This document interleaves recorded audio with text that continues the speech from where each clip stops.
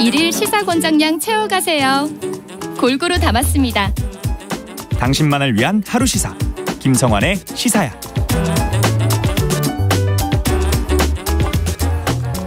이번 광복절 황금 연휴 기상청은 중부지방에 또다시 폭우가 쏟아질 것이라는 예보를 내놨습니다만 연휴 내내 비는 거의 오지 않았죠. 이렇게 여름철 들어 기상청 비 예보가 계속 엇나가면서 기상청에 대한 불신이 다시 높아지고 있는데요. 기상청의 날씨 예측에 실패하는 이유가 무엇일지 오재호 부경대 환경대기과학과 명예교수 연결해서 얘기 나눠보도록 하겠습니다. 교수님 안녕하십니까? 네, 안녕하세요. 네, 일단 어제 얘기를 좀 해봤으면 좋겠어요. 네. 오전 4시 20분에 발표한 날씨 해설을 보면 오후부터 중부지방에 많은 비가 내릴 것이다 이러면서 강수량이 30에서 100mm를 예보를 했는데요. 실제로는 서울의 강수량이 0.9mm에 그쳤습니다. 왜 이렇게 차이가 많이 나는 겁니까? 예, 사실은 이번 8월달, 7월 말부터 정체전선이 우리나라 중부에 걸려갖고 계속 비가 왔죠. 얼마 전에 태풍, 8호 태풍 메아리가 일본 남쪽으로 지나가면서 남쪽을 받치고 있던 북태평양 고기압이 조금 움츠러들었다가 그게 지나가 나서 다시 이제 중부 쪽으로 올라오려 봤는데, 네.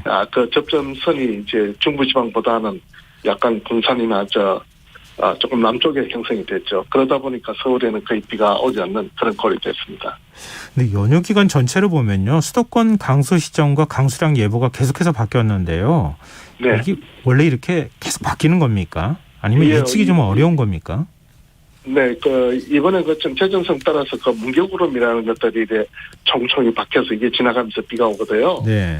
그래서 기상청에서는 이 정체전선이 어디 있을 거라고 이야기를 했는데, 그것들이 조금 위도 차이가 나면서 어떤 지역은 비가 많이 오게 되고 생각보다 어떤 지역은 안 오게 되는 이런 것 같습니다.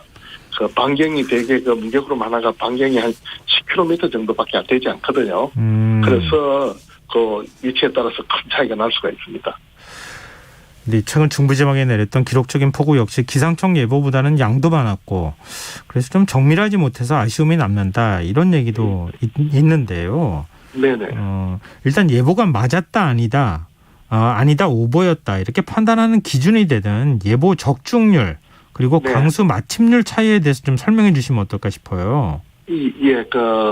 정확도라고 하는 것은 비가 올 때 온다고 해도 맞는 거고 비가 오지 않는다고 했을 때 안 온 것도 맞는 겁니다. 그런데 대부분 보면 우리가 비가 안 올 때가 많거든요. 네.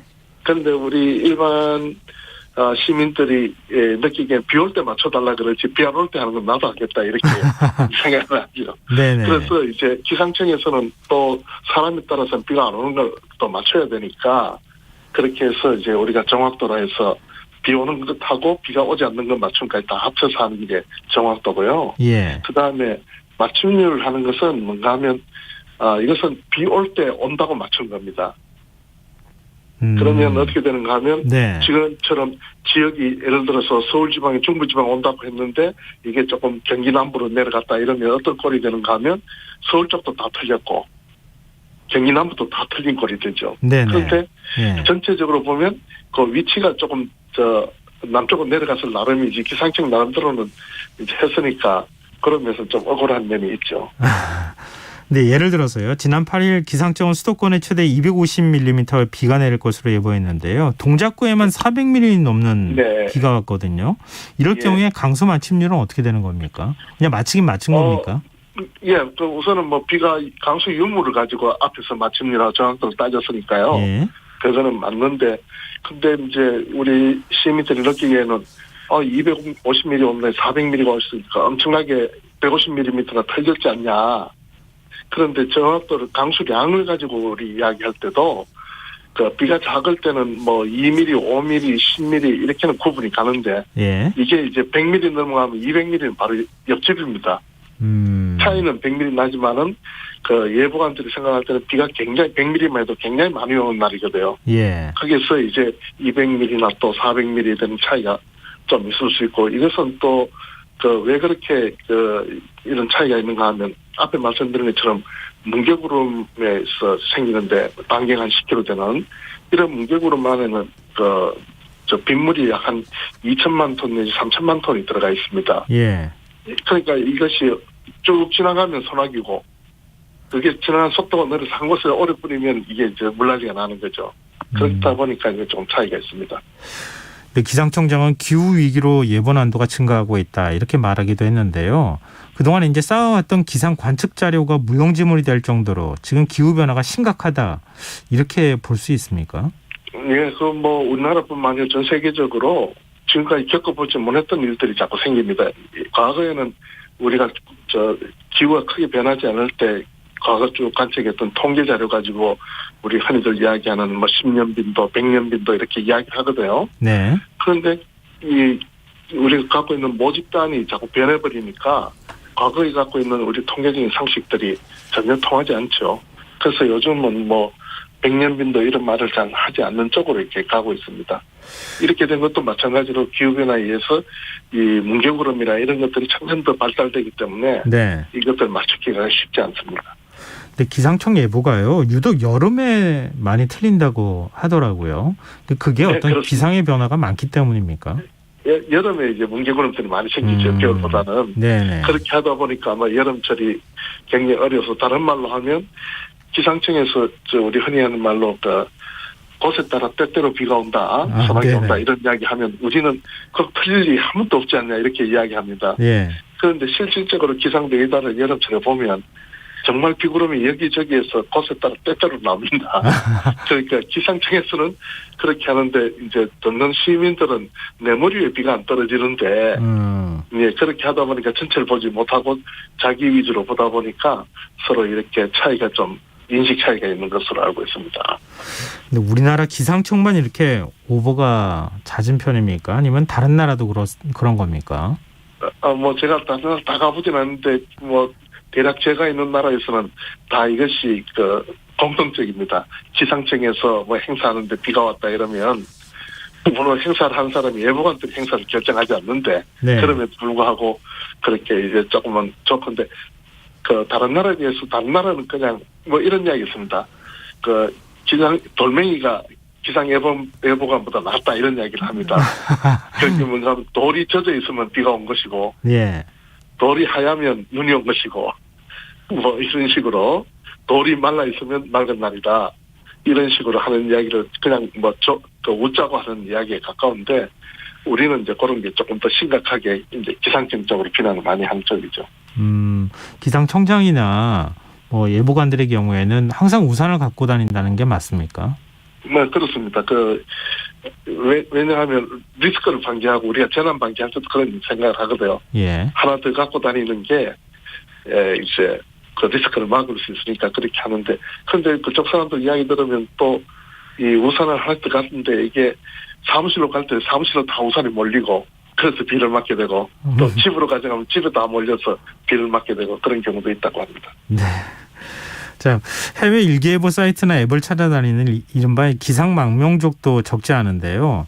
예. 실제로 기상청하고 다른 나라에서 뭐 기상 예보하는 기관에서 제공하는 정보 어느 쪽 비교를 하면 정확도가 더 높습니까? 뭐 그냥 결론적으로 하면 저는 우리나라 기상청 쪽에 손을 들겠습니다. 그런데 이제 우리 일반 시민들은 정보가 한쪽에만 있으면 거기에 대한 우리가 식당밥을 계속 먹으면서 바깥에 나가 식당에 가고 싶듯이 외국 정보를 보고 또 외국 정보 있는 데는 예보를 하지 않습니다. 그냥 그래픽으로 이렇게 보여주고 하니까 판단을 자기가 하거든요. 네. 그런데 이제 기상청의 판단해서 알려줍니다. 그게 안 맞을 땐 개신스럽죠. 근데 예보를 자기가 냈을 때는 자신들한테 조금 후한 경향이 있습니다. 그래서 경우에 따라서는 외국 사이트가 더 좋다 그렇게도 하고 근데 그거는 뭐 정보 획득하는 방안이니까 뭐 그렇게도 해보시고 저렇게 해보시는 건 좋다고 생각합니다. 어찌됐든 뭐 결론적인 얘기일 수 있겠지만 예보 정확도를 기상청이 더 높이는 노력은 또 해야 되지 않겠습니까? 근데 기상청장은 예보관들 워라밸이 없다 이러면서 증언에 대해서 말하기도 했고요. 예보관들 전문성을 좀 더 강화해야 되는 거 아니냐라고 하는 지적도 나오고 있는데요. 교수님은 어떻게 보세요? 저는 예보관 워라밸도 있고 근무 환경을 좀 낮게 하고 이런 것들이 다 도움은 되겠지만은 획기적으로 바꾼다고 생각을 하지 않습니다. 저는 다만 우리 기상청 위주에서 우리 기상 정보를 거의 독점하다시피 공급을 하고 있습니다. 그런 서비스 형태보다는 민간에 동원해서 하는 그런 서비스가 그 국민 각자들한테 필요한 정보를 서로 다르게 줄 수가 있거든요. 네. 네, 예를 들면 뭐 과거에 우리 전부 우체국 소포로 이용해서 물건 주고 받았지 않습니까? 예. 근데 요즘은 택배라는 게 있어 밤에도 오고 뭐 새벽에도 배달해주고 이러니까 굉장히 편리해졌죠. 네. 우체국은 근무 시간만 합니다. 그와 마찬가지로 기상청이 하는 일이 있고 또 민간 컨설턴트, 기상 컨설턴트 제도를 만들어서 이 사람들이 그 요소에 맞게 서비스를 해주면 이제 정확도라든가 이런 인식들이 나아지리라고 보고 있습니다. 지금도 사실 민간 차원의 서비스는 제공되고 있지 않습니까?